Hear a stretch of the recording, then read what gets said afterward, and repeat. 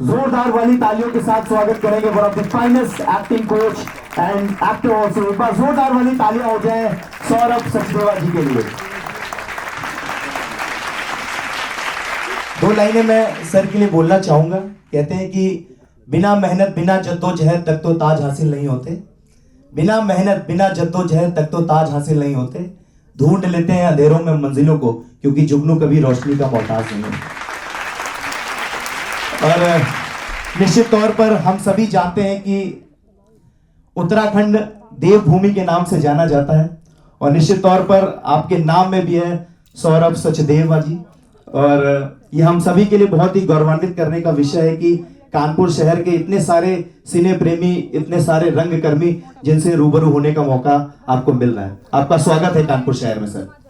Thank you so much. Thank you thank you thank you thank you thank you. मैं थोड़ा nervous हूँ which is fine. मेरे को लगता है कि काफ़ी सारे होते हैं लोग so but I am very happy to be here and hopefully I can जो भी ये बात मेरे से करेंगे मैं उसका पूरी तरीके से जवाब दे सकूंगा और पूरी ऑनेस्टी से। Yes, thank you so much sir. मैं तो बात करूंगा, मैं भी थोड़ा नर्वस हूँ हम जानते हैं कि आपने उत्तराखंड के शहर से आगे आकर एक एक्टिंग कोच के तौर पर अपनी शुरुआत करी। तो मेरा सबसे पहला सवाल आपसे यही है कि कब, क्यों और कैसे, कहाँ से ज़िंदगी की शुरुआत हुई? ज़िंदगी की शुरुआत तो पेरेंट्स ने कर दी थी पैदा करके मुझे। मैं बहुत आभारी हूँ मेरे माँ बाप का जिन्होंने मेरे को बहुत ही अच्छी तरीके से पाला पोसा और बड़ा किया। मेरी education was a problem because I am dyslexic. अगर आपको पता हो डिसलेक्सिया क्या है, अगर आपने तारे ज़मीन पे देखी हो तो वो मुझे, मेरे पेरेंट्स को पता नहीं था, पर my mother was very passionate about my education. So पर वो मेरे लिए बहुत डिफ़िकल्ट टाइम रहा मेरा स्कूलिंग पढ़ने में खासकर। मैं ज़्यादातर स्पोर्ट्स या पेंटिंग में मेरा रुझान था और बड़े होते होते कभी ये नहीं पता था कि एक्टर बनना है। बट 2000 की बात है जब मैं पहली बार प्यार में पड़ा और मेरी गर्लफ्रेंड जब मुझे छोड़ रही थी तो मुझे लगा कि मुझे जल्दी से रईस और फेमस होना है तो ये मेरी शुरुआत थी जर्नी की और उसमें मैंने बहुत सारे काम करने की कोशिश करी पर कुछ चला नहीं। फिर बाय चांस मैं एक्टिंग में लैंड कर गया और मैंने सोचा कि यहाँ पर तो मैं इमीडिएटली इस पर्दे पे आऊँगा और छा जाऊँगा और पता नहीं क्या क्या कर दूँगा। बाय चांस मैंने मिस्टर बैरी जॉन, अगर आपने उनका नाम सुना हो, बैरी सर को मैंने ज्वाइन कर लिया किसी के कहने पर और विद इन फ्यू डेज मुझे ये समझ आ गया कि मुझे इमीडिएटली फेमस नहीं होना है, मुझे अपना एक्सप्रेशन ढूंढना है। I have to find my expression and that became my journey throughout to finding my expression. And अभी भी जब मैं स्टूडेंट्स के साथ काम करता हूँ, जब मैं उनको पढ़ाता हूँ तो I am really looking forward कि मैं उनका यूनिक एक्सप्रेशन ढूंढूं और वो जब मुझे मिलता है ना, I am really moved. I don't want them to act like somebody else. I don't want to behave like somebody else. And most of people are always trying to be somebody else. So from there my journey started. And yeah, here I am from last 23 years. I'm teaching acting. And from few years I've started acting in front of camera. आप लोगों ने मेरा काम तो देखा ही होगा। निश्चित तौर पर हम सभी ने सर आपका काम देखा है। निश्चित तौर पर बहुत बहुत युवाओं के प्रेरणा स्रोत हैं आप। हम एनिमल मूवी की बात करें, हम सेक्रेड गेम्स की बात करें, निश्चित तौर पर सर मेरा एक सवाल ये था कि जैसा कि आपने कहा कि बीइंग एक्टिंग कोच आपने सबसे पहले करियर शुरू करा, उसके बाद आई थिंक 2016 में आपकी पहली फिल्म आई। सो आपको नहीं लगता कि जो आपका जो एज एन एक्टर करियर था वो थोड़ा सा डिले शुरू हुआ या उससे पहले भी हो सकता था? नहीं, मुझे ऐसा बिल्कुल भी नहीं लगता। बहुत सारे लोग मुझसे ये बात पूछते हैं कि आपने बहुत लेट शुरू किया। मैंने बिल्कुल भी लेट नहीं शुरू किया। मुझे अपने 23 साल में बहुत बहुत बहुत मज़ा आया है। मैंने बहुत थिएटर किया, मैंने बहुत बैरी सर के साथ काम किया और अगर मैं एक्टिंग में नहीं आता और किसी भी क्रिएटिव फील्ड में चला जाता और अगर मेरे को अपना एक्सप्रेशन मिल जाता तो मैं शायद वही कर रहा होता।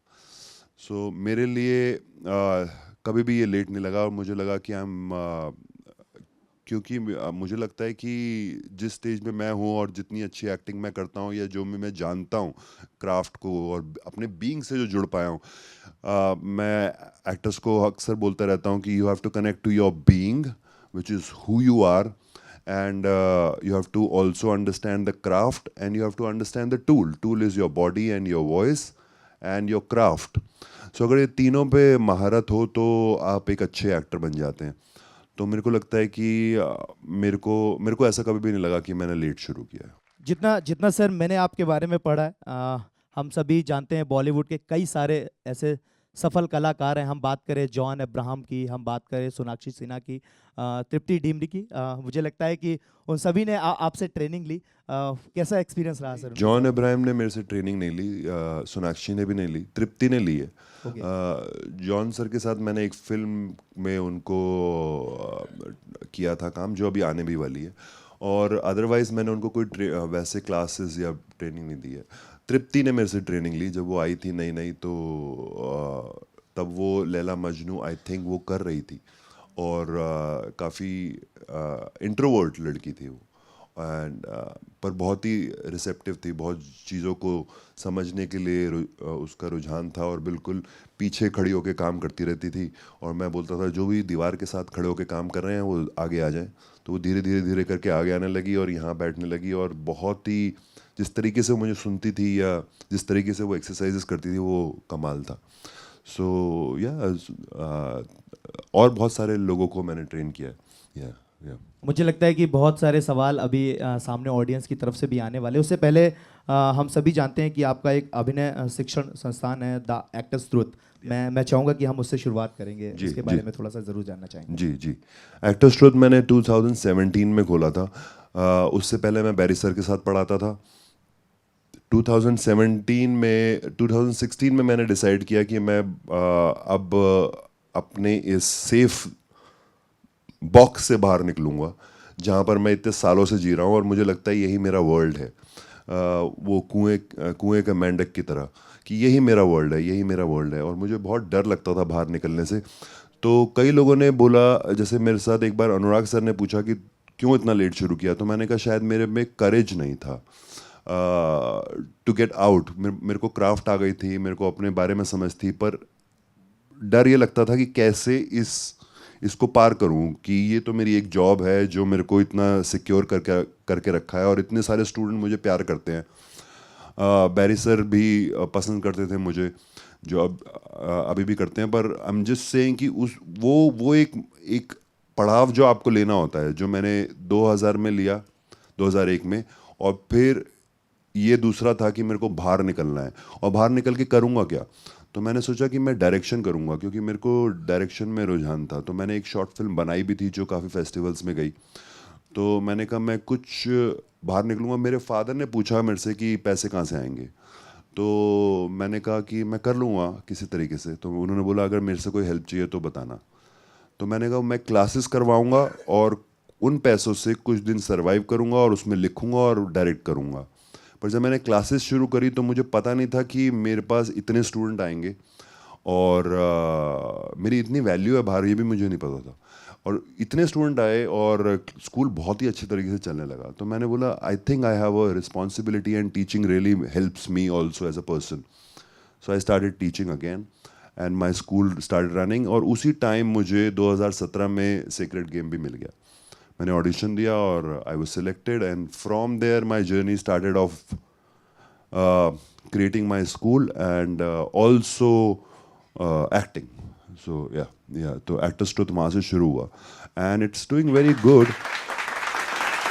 Somehow we have now many teachers and we run a lot of classes also, and we are expanding. अभी हम ऐप काफ़ी सारे लोग जो बॉम्बे नहीं आ पा रहे हैं वो मेरे पास काफ़ी सारी, और उनके पास या इतने पैसे नहीं है कि बॉम्बे में रहे, तो अब उनके लिए हमने एक ऐप तैयार किया है जो बहुत ही एक्सपीरियंशियल ऐप है. थियोरेटिकल ऐप नहीं है, वो एक थ्योरी नहीं है साइकिल के बारे में. You are going to ride the bicycle. That's the magic we are trying to create on app, which is also जिसकी अमाउंट भी बहुत कम है. So I think I'm happy कि I'm creating so much for the student and for myself and for everyone around me.